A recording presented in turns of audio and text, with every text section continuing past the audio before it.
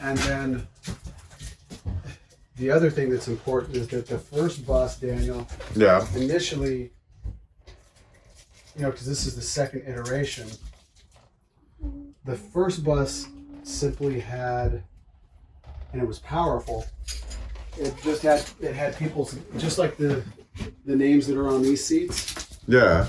It had names and little pieces of positive messaging everywhere, but it was the entire bus was filled that way. Yeah. So because of COVID, I realized, it's going to be a long time before you can actually get it refilled. Right. So the first names that I had on the bus, then I decided I would put names of people that have lost their lives in unfortunate circumstances. So black deaths caused by the police. Those were the first names that we put on the bus. The Freedom Summer murders, transgender murders. I wasn't familiar with most of these names, and I felt like it was important that I become familiar with names. Yeah. The Pittsburgh synagogue shooting. Yeah. So the 13 individuals that lost their lives there. And then closer to home where I live, I live in a place where there was a lot of brown people and faces. So the El Paso shooting, where people were essentially slaughtered with a gun because they're brown. And then on the other side of the bus, it continues on. The Stoneman Douglas high school shooting.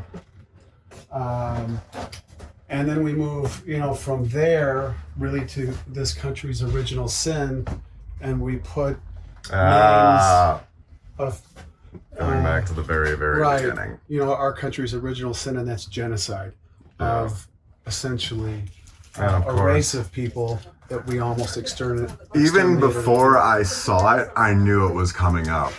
The Trail of Tears. Yeah. No, you're good. Yeah. Yeah, and that's something we still don't talk about enough. No, we never talk about that.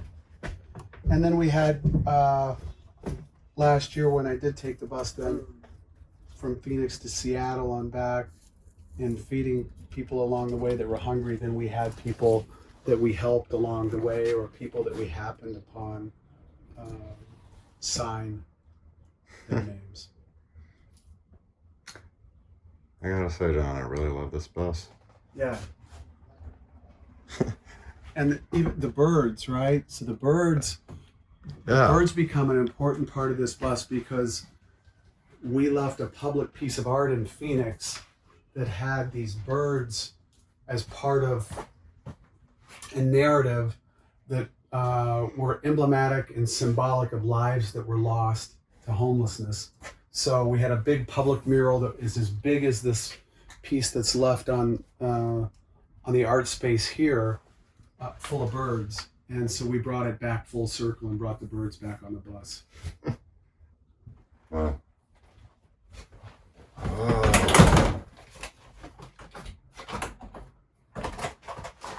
Now, are these... Did you say... Who did the art? Is this just... Friends of mine. The art community in Phoenix. Gotta love the Phoenix art community. Just art, the art community, whether it's Phoenix or... No, it's so interesting. Yeah. And it's funny because I was about to say the point, like the story that I did about you is there's a marriage between art and activism. Yep. I mean, I think art has a long history of before there was social media, arts had a responsibility to talk about social issues. Oh, yeah. And she's been a permanent passenger on the first bus, so she's a reminder to me. I guess she's ever present.